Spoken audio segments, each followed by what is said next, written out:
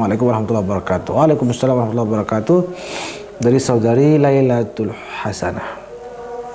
Afwan Ustaz, mengganggu waktunya. Saya izin bertanya Ustaz, apakah nama seorang anak bisa mempengaruhi pertumbuhan fisiknya? Ini di kampung-kampung ini. Bahasa ortu namanya terlalu berat sehingga pertumbuhannya terganggu yang mengakibatkan sering sakit dan perkembangan tidak normal. Yang pasti tidak ada dalil. Itu sudah jelas, tidak ada dalam Quran, tidak ada dalam Sunnah. Tetapi membenarkan ataupun mempercayai ini tidak menjadi persoalan. Loh kok tidak jadi persoalan? Selama manfaat dan mudarat itu tidak kita yakini dari zat nama itu, tapi dari Allah. Hanya saja perantaranya itu. Ini kursi. Saya bilang ada yang mengatakan begini, atau sayalah yang ngomong. Ini kursi dapat membuat orang yang duduk padanya kaya, misalnya. Ya, jelas gak ada dalilnya kan. Tapi membenarkan dan mempercayainya gimana? Ya terserah. Tidak menjadi persoalan yang signifikan lah. Baru menjadi masalah besar, bahkan bisa menjerumuskan kepada kufur dan syirik apabila kita mengatakan kursi inilah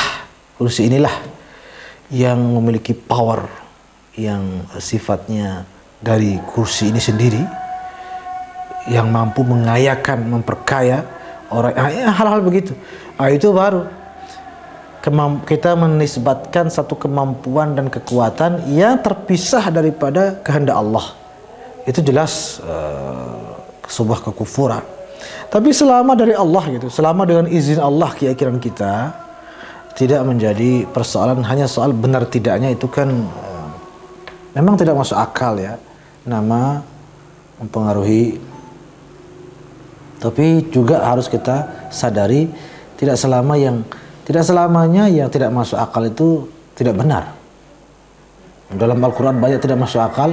Diceritakan Nabi Musa lautan terbelah, kan tidak masuk akal. Lalu apakah karena tidak masuk akal lalu kita tidak benarkan? Jadi meski itu tidak masuk akal, belum tentu tidak benar, tapi belum tentu juga benar. Jadi terserah. Kalau saran saya, ikuti saja orang tua daripada ribut sama orang tuanya nanti. Ikuti saja saran orang tua.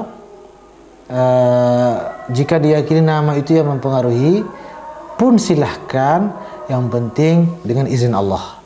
Yang penting itu adalah tidak terpisah daripada kehendak Allah. Jangan sampai meyakini nama itulah yang memberi manfaat dan mudarat, yang mana kemampuan itu independen, terpisah daripada kehendak dan kuasa Allah. Itu saja. Lagi pula ngapain juga panjang-panjang. Kalau di Arab itu banyak, ini saya sekedar meluruskan saja, kebanyakan orang awam. Orang awam ngasih nama anaknya panjang-panjang. Ditanya kenapa? Tuh nama ulama-ulama kita panjang-panjang, padahal nama ulama kita pendek-pendek. Cuma karena nama ulama-ulama kita itu kan dia disebut juga ayah dan kakeknya. Contoh, misalnya siapa gitu? Muhammad atau Syekh Muhammad Abdullah As-Siddiq Al-Ghumari, itu namanya. Dikira itu namanya, padahal namanya Muhammad saja. Bapaknya itu namanya Abdullah, kakeknya namanya As-Siddiq, marganya namanya Al-Ghumari.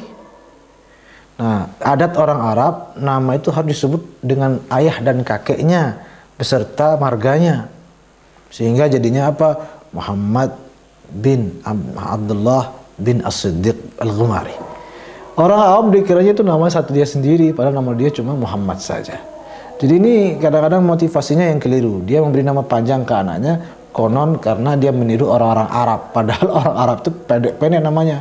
Selama saya di Mesir itu tuh orang sekitar saya namanya Ahmad. Ahmad saja. Ada namanya Ahmad, ada namanya Mustafa. Mustafa saja, nggak ada lagi tambahan-tambahan.